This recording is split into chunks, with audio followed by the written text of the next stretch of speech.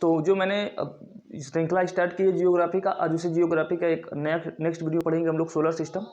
और जो वीडियो हमने पढ़ाया, जैसे हिस्ट्री का मैंने जो पढ़ाया है प्लस जो पॉलिटिक्स का जो पढ़ाया है, इन सब का मैंने इस वीडियो के डिस्क्रिप्शन में इन सभी को मैं ऐड कर दूंगा, तो आप लोग उसमें जाकर देख लेंगे जिनको देखना होगा वीडियो, हिस्ट्री को भी और प्लस पॉलिटिक्स को भी। और हिंदी का जल्द ही उसका भी कंप्लीट कराएंगे, तो उसका भी प्लेलिस्ट में हम लोग उसका हम प्लेलिस्ट बना देंगे। चलिए हम लोग आज क्लास स्टार्ट करते हैं। जो जियोग्राफी हमने स्टार्ट किया है, जियोग्राफी में आज हम लोग पढ़ेंगे सोलर सिस्टम। क्या पढ़ेंगे? सोलर सिस्टम, यानी कि सौर प्रणाली जिसे कहते हैं। सोलर सिस्टम यानी सूर्य।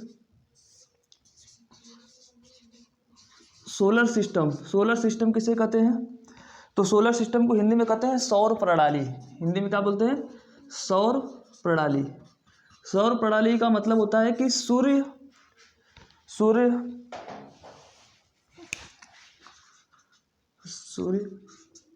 प्लस सूर्य के साथ ग्रह, जो सूर्य से उत्पन्न हुए ग्रह, उपग्रह और ग्रह, उपग्रह, क्षुद्र ग्रह, जो क्षुद्र ग्रह है, क्षुद्र ग्रह, पुच्छल तारा नहीं, क्षुद्र ग्रह और कुछ होते हैं, और हाँ पुच्छल तारा जिसे कोमेट्स कहते हैं, पुच्छल तारा, इन सभी को मिलाकर हम लोग बोलते हैं सौर परिवार। यानी सूर्य के परिवार में ये सम्मिलित होते हैं। जैसे सभी का अपना परिवार होता है, तो सौर परिवार का मतलब होता है कि ग्रह, उपग्रह, क्षुद्र ग्रह और पुच्छल तारे, इन सभी को मिलाकर जो बनता है उसे हम लोग कहते हैं सौर परिवार। और इसमें जो माना जाता है कि पृथ्वी सबकी उत्पत्ति किससे हुई है? सूर्य से हुई है। जो ये सूर्य है, एक वैज्ञानिक थे फ्रांस के, जिन व्यक्ति का नाम था बफन। फ्रांस के वैज्ञानिक थे जिनका नाम था बफन। इन्होंने बताया था कि सूर्य जो था, आज से कई करोड़ साल पहले सूर्य के पास से कोई एक पुच्छल तारा गुजरा था, बहुत बड़ा सा। फ्रांस के वैज्ञानिक थे बफन साहब ने बताया था कि कोई एक पिंड गुजरा था और सूर्य से भारी मात्रा में उससे टक्कर हुई थी, जबरदस्त टक्कर हुई थी, और उस टक्कर से ये ग्रह, उपग्रह ये सब उत्पन्न हुए थे। तो ये सब इन्हीं के बच्चे हैं, सूर्य के बच्चे, इसलिए सूर्य के चारों ओर क्या करते हैं? चक्कर लगाते हैं। तो बफन साहब के अनुसार है कि ये इन सभी की उत्पत्ति किससे हुई है? सूर्य से उत्पन्न हुआ है। ठीक है, तो हम लोग आगे पढ़ते हैं। अब हम लोग स्टार्ट करेंगे सूर्य के बारे में। तो चलिए हम लोग अब आगे पहले समझ लेते हैं कि इनके ग्रह, उपग्रह कितने हैं। तो देखिए ये सूर्य है, सूर्य को थोड़ा रेड बना लेते हैं। ये सूर्य है। सूर्य से मैंने जो बताया बफन साहब के अनुसार कि इसमें टकराहट हुई पुच्छल तारा से, तो जो भारी ग्रह थे, जो भारी ग्रह का मतलब जो जिनका द्रव्यमान अधिक था, जब टकराव हुआ तो वो पास में गिरे। मतलब भाई समझ लीजिए कि अगर किसी चीज़ का टक्कर होगा तो जो भारी, जिसका ठोस जो होगा वो पास में ही गिरेगा। तो सबसे पहले जो पास में गिरा, फिर उससे दूर, उससे थोड़ा बड़ा गिरा, फिर उससे थोड़ा बड़ा, फिर उससे थोड़ा छोटा हो गया एक, फिर उसके बाद आया सबसे बड़ा, फिर उसके बाद उससे थोड़ा छोटा, फिर उसके बाद उससे थोड़ा छोटा और उससे छोटा। तो ये जो है वो क्या है? सन। उसके पास जो सबसे नज़दीक जो ग्रह है उसका नाम है मरकरी। ये सभी आपको याद करने हैं कि सूर्य के सबसे निकटतम जो ग्रह है उसका नाम क्या है? मरकरी। हिंदी इंग्लिश दोनों लिखते चलते हैं, क्योंकि आजकल एग्जाम में हिंदी लिखता है, इंग्लिश में देता है। तो मरकरी, मरकरी मतलब बुध। मरकरी को क्या कहते हैं? बुध। दूसरा जो ग्रह है वो कौन होता है? जिसे कहते हैं शुक्र, यानी वीनस। क्या बोलते हैं? वीनस, इसे कहते हैं शुक्र। तीसरा कौन है? तीसरा है अपना अर्थ। मैं याद करने का तरीका भी आपको बता दे रहा हूँ। अर्थ मतलब पृथ्वी। चौथा है मार्स। मार्स मतलब मंगल। मार्स मतलब मंगल। और फिर पांचवा है जो सबसे बड़ा है, इसका नाम है जुपिटर। क्या नाम है? जुपिटर। इसे कहते हैं बृहस्पति। बृहस्पति, सभी देवताओं का गुरु यही है, बृहस्पति। देवताओं को पूछा जाए कि गुरु किसे कहा जाता है, तो जुपिटर को कहा जाता है। फिर उसके बाद आता है सैटर्न, जिसे कहते हैं शनि। इसी को हिंदी में कहते हैं शनि। फिर उसके बाद आता है यूरेनस। कौन आता है? यूरेनस। तो यूरेनस को कहते हैं अरूण। यूरेनस को अरूण, और लास्ट होता है नेपच्यून। लास्ट कौन होता है?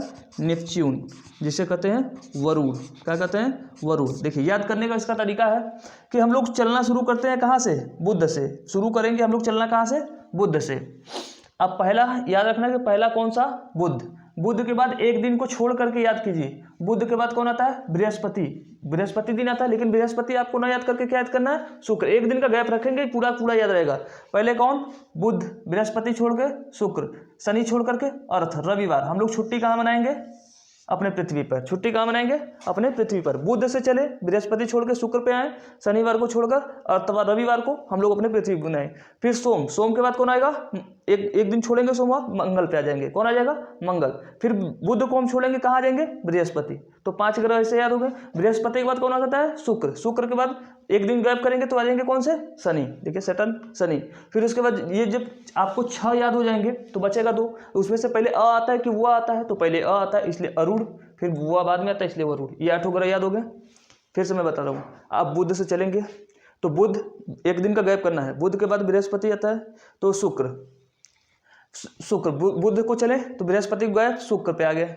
फिर उसके बाद शुक्र बाद शनि गैप, रविवार। रविवार को हम अपना संडे मान लेते हैं। फिर उसके बाद मंडे, मंडे की जगह कौन आ जाएगा? मंगलवार, यानी जिसे कहते हैं मार्स, उसे क्या कहेंगे? मार्स। और फिर उसके बाद बुध को छोड़कर बृहस्पति। बृहस्पति मतलब बृहस्पति ग्रह पे आ जाएंगे। फिर उसके बाद शुक्र को गैप करेंगे तो कौन सा आ जाएंगे? शनि। शनि के बाद 2 याद करेंगे, यूरेनस और नेपच्यून, यानी अरूण और वरुण। ठीक है। अब इसमें से कुछ और बातें हम लोग अब पढ़ लेते हैं। इनमें से सबसे बड़ा ग्रह कौन है? इनमें सबसे बड़ा ग्रह है बृहस्पति। इसको क्या कहते हैं? बृहस्पति। सबसे बड़ा बृहस्पति है। और सबसे छोटा कौन है? बुध है। कौन है सबसे छोटा? बुध। और एक चीज याद रखना कि जो शुरुआत के 4 ग्रह हैं, इन्हें हम लोग कहते हैं पार्थिव ग्रह कहते हैं। इन्हें क्या कहते हैं? पार्थिव या आंतरिक ग्रह कहा जाता है। और बाहर के जो 4 ग्रह हैं, इसे क्या कहता है? बाह्य ग्रह कहा जाता है, यानी एक्सटर्नल प्लैनेट्स कहा जाता है। ये गैसीय अवस्था में है। ये चारों कैसी अवस्था में है? गैसीय अवस्था में है। जबकि अंदर के चारों किस अवस्था में? ठोस अवस्था में है। ठीक है। इनमें से एक क्वेश्चन और पूछा जाता है कि पृथ्वी की बहन किसे कहा जाता है? तो पृथ्वी का बहन कहा जाता है शुक्र को। पृथ्वी का बहन किसे कहा जाता है? शुक्र को, क्योंकि इसका साइज जो है वो किसके बराबर है? पृथ्वी के समान है। अब कुछ और बातें कि सबसे छोटा ग्रह कौन सा है? तो सबसे छोटा ग्रह है बुध। सबसे छोटा ग्रह कौन है? बुध। अगर पूछा जाए कि सबसे ज्यादा गर्म कौन सा ग्रह है, सबसे ज्यादा गर्म कौन सा ग्रह है, तो आपको याद रखना होगा कि शुक्र है। सबसे निकट बुध है, लेकिन सबसे जो गर्म ग्रह की बात की जाए तो कौन है? वो शुक्र है। क्यों? क्योंकि शुक्र पर सबसे अधिक कार्बन डाइऑक्साइड मिलता है, जिससे कि उसका तापमान सबसे अधिक है। वहां के वायुमंडल में सबसे अधिक कौन सी है? कार्बन डाइऑक्साइड, जिस कारण वहां का तापमान सबसे अधिक है। ठीक है। अब पूछा जाए कि अगर लंबाई, अगर मान लो कि साइज के हिसाब से पूछा जाए कि सबसे छोटा, तो बुध बताएंगे। फिर उसके बाद दूसरा छोटा कौन है? मंगल ग्रह है। याद रहे आपको। फिर तीसरा कौन होता है? तो तीसरा है शुक्र। चौथा कौन है? अपना अर्थ। ठीक है। तो याद रखिए, सबसे छोटा बुध, फिर उससे बड़ा कौन है? मंगल, फिर उससे बड़ा कौन है? शुक्र, फिर अपना अर्थ। अब इस प्रकार से याद रखना है आपको। अब हम लोग थोड़ा सा सूर्य के बारे में बातें जान लेते हैं। चलिए अब इसमें कुछ और बातें आपको बता देता हूँ। देखिए, अगर आपसे पूछा जाए कि सबसे अधिक ग्रह किस, उपग्रह किसके पास है? अच्छा, उपग्रह और ग्रह किसे कहते हैं मैंने ये नहीं बताया, लेकिन अभी समझा दे रहे हैं। लेकिन अभी बता दें कि सबसे अधिक उपग्रह आपसे पूछा जाए तो वो किसके पास है?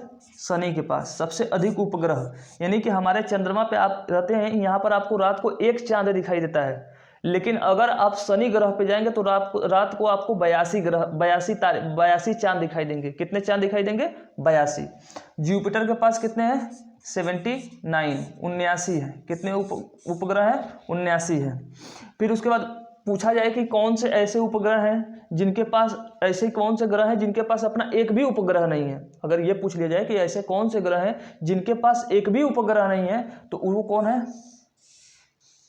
बुध और शुक्र। ये 2 ग्रह ऐसे हैं जिनके पास एक भी उपग्रह नहीं, मतलब आप जाएंगे वहां पर रात हो जाएगा, आपको एक भी चांद नहीं दिखाई देगा। ठीक है। और अर्थ के पास एक उपग्रह है, अपना चंद्रमा। ठीक है। तो अब इसमें से एक चीज और याद रखना। अब मैं कुछ चीजें बता रहा हूँ कि ग्रह किसे कहा जाता है? ग्रह पूछा जाता है, ग्रह इसको इंग्लिश में कहते हैं प्लैनेट। ग्रह को इंग्लिश में क्या कहते हैं? प्लैनेट। तो यानी कि ऐसे पिंड जिसका साइज बड़ा हो, जिसका आकार क्या हो, बड़ा हो, और इस सूर्य का क्या करता हो, चक्कर लगाता हो, ये सूर्य का चक्कर लगाता हो, लेकिन एक निश्चित मार्ग पर, एक निश्चित फिक्स मार्ग पर उसका फॉलो करता हो, उस अपने रास्ते को छोड़ करके किसी दूसरे के रास्ते पे न जाता हो, उसे हम लोग कहेंगे ग्रह। ठीक है, उसका आकार बड़ा हो और एक निश्चित मार्ग से वो सूर्य का चक्कर लगाता हो, उसे हम लोग कहेंगे ग्रह। तो ये जो आठों हैं, ये अपने एक निश्चित, इनके जो अपने मार्ग होते हैं, इस मार्ग को कहते हैं ऑर्बिट। क्या कहते हैं, ऑर्बिट। जब ये सूर्य का चक्कर लगाते हैं तो इस क्रिया को कहते हैं परिक्रमण। क्या बोलते हैं, परिक्रमण, यानी कि उसे कहते हैं रोटेशन। क्या बोलते हैं, उसे कहते हैं रोटेशन बोलते हैं। जब सूर्य का चक्कर लगाते हैं तो रिवोल्यूशन बोलते हैं, रिवोल्यूशन। जब सूर्य का चक्कर लगाते हैं तो क्या कहते हैं, रिवोल्यूशन। लेकिन अपनी धुरी पर जब चक्कर लगाते हैं तो उसे क्या कहते हैं, रोटेशन। अपनी धुरी पर चक्कर लगाए तो उसे कहते हैं परिभ्रमण, हिंदी में कहते हैं परिभ्रमण। जब सूर्य का चक्कर लगाए तो क्या कहेंगे, परिक्रमण। अपने धुरी पर चक्कर लगाए परिभ्रमण, सूर्य का चक्कर लगाए परिक्रमण। परिभ्रमण को इंग्लिश में कहते हैं रोटेशन, परिक्रमण को इंग्लिश में क्या कहते हैं, रिवोल्यूशन। ठीक है, तो इनमें ये बातें मैंने आपको बता दी है, इसे कहते हैं ग्रह। फिर दूसरा होता है उपग्रह। जो किसी ग्रह का चक्कर लगाए, ऐसे पिंड जो किसी ग्रह का चक्कर लगाए, उसे हम लोग कहते हैं उपग्रह। जैसे कि अपना जो अर्थ है, इस अर्थ का चक्कर कौन लगाता है, इस अर्थ का चक्कर लगाता है अपना मून। इसे हम लोग क्या कहेंगे, उपग्रह, क्योंकि एक ग्रह का चक्कर लगाता है। तो ऐसे ही सैटर्न के पास 82 पिंड हैं जो कि क्या करते हैं, चक्कर लगाते हैं, किसका, सैटर्न का। और जुपिटर के पास 79 है। इसका उपग्रह इतने बड़े हैं कि पृथ्वी से भी बड़े कुछ हैं। बृहस्पति के पास कुछ ऐसे ग्रह हैं, उपग्रह हैं, जो कि पृथ्वी से भी क्या है, उनके पास बड़े हैं। ठीक है, अब कुछ और बातें। तो ग्रह हो गया, उपग्रह हो गया। एक पूछा जाता है क्षुद्र ग्रह। क्या कहा जाता है, क्षुद्र ग्रह। क्षुद्र ग्रह मतलब जिसे एस्टेरॉइड्स बोलते हैं, एस्टेरॉइड्स। यानी कि जब मैंने कहा कि सूर्य में टक्कर हुई तो कुछ बड़े बड़े पिंड निकले, कहीं पर टक्कर होता है तो कुछ छोटे छोटे भी तो पिंड निकलते हैं ना। तो इसी प्रकार से इस सूर्य से कुछ छोटे छोटे पिंड भी निकले, जिसे क्या कहा गया, क्षुद्र ग्रह कहा गया। यानी कि इंग्लिश में कहते हैं एस्टेरॉइड्स। क्या कहता है, एस्टेरॉइड्स। ये पूछा जाता है कि ये मिलता कहाँ है सबसे अधिक, ये क्षुद्र ग्रह मिलता कहाँ है। तो याद रहे कि ये जो मंगल ग्रह है और जो ये जुपिटर है, बृहस्पति ग्रह है, इन ग्रहों के बीच में, दोनों के बीच में जो एक बेल्ट मिलता है, इस बेल्ट में बहुत अधिक मात्रा में छोटे छोटे क्या मिलते हैं, छोटे छोटे क्षुद्र ग्रह मिलते हैं। ये भी सूर्य का चक्कर लगाते हैं। मैंने कहा कि जो सूर्य का चक्कर लगाते हैं, इसे सभी को ग्रह नहीं कहेंगे, उनका एक साइज होना चाहिए और एक निश्चित मार्ग होना चाहिए। ये छोटे छोटा बृहस्पति और मंगल के बीच में छोटे छोटे पिंड पाए जाते हैं, जिसे कहा जाता है क्षुद्र ग्रह। ये भी सूर्य का चक्कर लगा रहे होते हैं। ठीक है, अब एक शब्द आता है उसमें, मैंने बताया कोमेट्स। कोमेट्स जिसे हिंदी में कहा जाता है पुच्छल तारा। इसे क्या कहता है, पुच्छल तारा। पुच्छल तारा का मतलब होता है कि कुछ ऐसे पिंड हैं, कुछ ऐसे चट्टान मिलते हैं अंतरिक्ष में कि, या कुछ ऐसे छोटे छोटे कण होते हैं, जब वो किसी, जैसे पृथ्वी के वायुमंडल में जब आ जाते हैं, पृथ्वी के वायुमंडल में तेजी से पृथ्वी को आकर्षित होते हैं, तो पृथ्वी के वायुमंडल से घर्षण के कारण उनमें क्या हो जाती है, उनमें वो जलने लगता है। तो पीछे से देखने पर लगता है कि पीछे से उसका पूंछ जल रहा है, इसलिए उसे कहते हैं पुच्छल तारा। तो वो पुच्छल तारा होती है। और एक शब्द आता है, इसे कोमेट्स कहते हैं, क्षुद्र ग्रह को बोलते हैं एस्टेरॉइड्स। और एक आता है जिसे कहा ड्वार्फ प्लैनेट, यानी बौना ग्रह। ड्वार्फ प्लैनेट, ड्वार्फ प्लैनेट को हिंदी में कहते हैं बौना ग्रह। बौना ग्रह, बौना ग्रह उस ग्रहों को कहते हैं जिनका साइज भी बड़ा होता है, जिनका साइज भी बड़ा होता है, लेकिन ग्रहों की अपेक्षा थोड़ा छोटा होता है। जैसे कि प्लूटो, प्लूटो का नाम सुने, जिसे यम कहा जाता था, प्लूटो। ये नेपच्यून से भी दूर, सबसे दूर पहले वही ग्रह था। पहले 9 ग्रह हुआ करते थे। 2006 से पहले कितने ग्रह होती थी, 9। तो लेकिन 2006 में जितने भी एस्ट्रोनॉट्स थे, उन लोगों ने एक बैठक की, जो ग्रहों के निर्धारण करते हैं कितने ग्रह कितने उपग्रह हैं, इनका जो निर्धारण करने वाले थे, 2006 में उनकी एक बैठक हुई। उस बैठक में ये डिक्लेयर हुआ कि भाई ये जो प्लूटो है, ये बड़ा बदमाश आदमी है। बदमाश का मतलब है कि ये जैसे मैंने कहा ना कि एक अपना निश्चित पाथ होना चाहिए सूर्य का चक्कर लगाने के लिए, उसे हम ग्रह कहेंगे। उसका साइज बड़ा होना चाहिए प्लस एक निश्चित मार्ग होना चाहिए, और उसमें मार्ग से क्या करना चाहिए, उसे चक्कर लगाना चाहिए, तब तो उसे हम कहेंगे कि ग्रह है। ये जो प्लूटो है ये इसका साइज बड़ा है, लेकिन ये अपना मार्ग ये क्या करता है, बदल के अपने मार्ग पे सूर्य का चक्कर नहीं लगाता है, बल्कि कभी कभी नेपच्यून के मार्ग में आ जाता है, मतलब पड़ोसी के घर में घुस जाता है। ये अपने घर में नहीं रह करके किसके घर में घुस जाता है, पड़ोसी के घर में। तो इस तरीके से इसे ग्रहों की श्रेणी से क्या कर दिया गया, बाहर निकाल दिया गया। इसे क्या कहा जाता है, क्षुद्र ग्रह कहा जाता है, बौना ग्रह कहा जाता है, ये ड्वार्फ प्लैनेट कहा जाता है। इनमें अकेला ये नहीं है, इनमें और भी सम्मिलित होते हैं। कि एक पूछा जाता है क्वेश्चन कि कौन कौन से उपग्रह हैं, तो मैं उनके नाम बता दे रहा हूँ कि उपग्रह, ये तो 8 ग्रह मैंने बताया, उपग्रह नहीं, बौना ग्रह में कौन कौन है। तो एक तो सबसे नाम है याद रखना कि प्लूटो है, प्लूटो सबसे प्रसिद्ध है, और इसी में एक आता है सीरस, और एक आता है ह्यूमा। एक कौन आता है, ह्यूमा। ये 3-4 हैं, इनका नाम याद रहे, सीरस, प्लूटो, ह्यूमा, और एक है वो मुझे भी याद नहीं आ रहा है। तो ये याद रखना कि प्लूटो, सीरस, ह्यूमा ये कुछ है क्षुद्र ग्रह। तो कुछ और बातें हम लोग जान लेते हैं। मंगल ग्रह, अगर पूछा जाए कि मंगल ग्रह के पास कितने उपग्रह हैं, तो इसके पास 2 उपग्रह हैं। कितने उपग्रह हैं, 2। एक का नाम है फोबोस और एक का नाम है डिमोस। फोबोस और डिमोस, फोबोस और डिमोस, ये याद रहे। और इसके बारे में, मंगल ग्रह के बारे में जान लीजिए। ऐसे तो सभी ग्रहों के बारे में हम लोग क्रम से पढ़ेंगे ही कि मरकरी, बुध, सब अभी तो नेक्स्ट वीडियो में सभी से क्रम से पढ़ेंगे, लेकिन यहाँ पे कुछ बातें जान लेते हैं।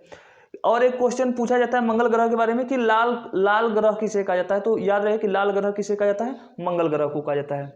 और इसके बारे में और एक कि पृथ्वी के अलावा और ऐसा कौन सा ग्रह है जहां पर जल के उपलब्ध, मतलब जल के साक्ष्य मिले हैं, जल के, वाटर के कुछ साक्ष्य मिले हैं, तो वो है मार्स, यानी मंगल ग्रह पर ही। ठीक है। और एक फिर पूछा जाता है कि जो हमारा यूनिवर्स, मतलब मानव ने अभी तक जहाँ पर जिन जिन ग्रहों पर जांच किया है, उनमें सबसे बड़ा जो पर्वत श्रृंखला मिली है, मतलब सबसे बड़ी पर्वत चोटी जो मिली है, उसका नाम है निक्स ओलंपिया। वो भी किस ग्रह पे मिला है, तो वो भी मिला है मंगल ग्रह पे। ठीक है। वो भी किस पे मिला है, निक्स ओलंपिया जो पर्वत का नाम है, वो भी मिला है मंगल पे। और भोर का तारा किसे कहा जाता है, शुक्र को। सांझ का तारा किसे कहा जाता है, शुक्र को। तो भोर का तारा, सांझ का तारा, पृथ्वी की बहन, ये सब किसको जाना जाता है, शुक्र। और सबसे मैंने कहा गर्म ग्रह भी यही है। ठीक है। तो हम लोग हर एक ग्रहों के बारे में विशेषताओं, हर सभी ग्रहों की विशेषताओं को हम लोग पढ़ेंगे कि इसका रंग कैसा होता है, कैसी इसका साइज कितना है। तो हम लोग ये डिटेल से पढ़ेंगे मतलब नेक्स्ट क्लास से। इसमें से सूर्य के बारे में मैंने बता दिया है कि अब इस सूर्य की संरचना के बारे में हम लोग नेक्स्ट वीडियो में थोड़ा सा समझ लेंगे कि सूर्य की संरचना कैसे, इसका जो आंतरिक भाग है, सूर्य का आंतरिक भाग जो है, इसे हम लोग, जैसे हम पृथ्वी को 3 भागों में बांटते हैं ना, कि ऊपर वाले को कहते हैं क्रस्ट, मेंटल कोर बोलते हैं ना, इसी प्रकार सूर्य का आंतरिक भाग जो होता है, इसको कहते हैं कोर। क्या बोलते हैं, कोर। दूसरा होता है जिसे कहते हैं रेडिएटिव जोन, रेडिएटिव जोन बोला जाता है। और जो बाहरी भाग होता है उसे बोलते हैं कन्वेक्शन जोन। क्या बोलते हैं, कन्वेक्शन जोन, यानी संवहन मंडल, कन्वेक्शन जोन, संवहन मंडल। तो सूर्य का जो आखिरी भाग, मतलब जो सबसे आंतरिक भाग होता है, उसका तापमान कम होता है। रेडिएटिव जोन जो होता है, इसका तापमान थोड़ा अधिक होता है। कन्वेक्शन जोन जो होता है, इसका तापमान और बढ़ जाता है। तो ये है बातें हैं। ठीक है। हम सोच रहे हैं कि वीडियो लंबा ना हो, इसलिए इसको बस इतना भी रोक देंगे। सभी को धन्यवाद, गुड नाइट, बाय।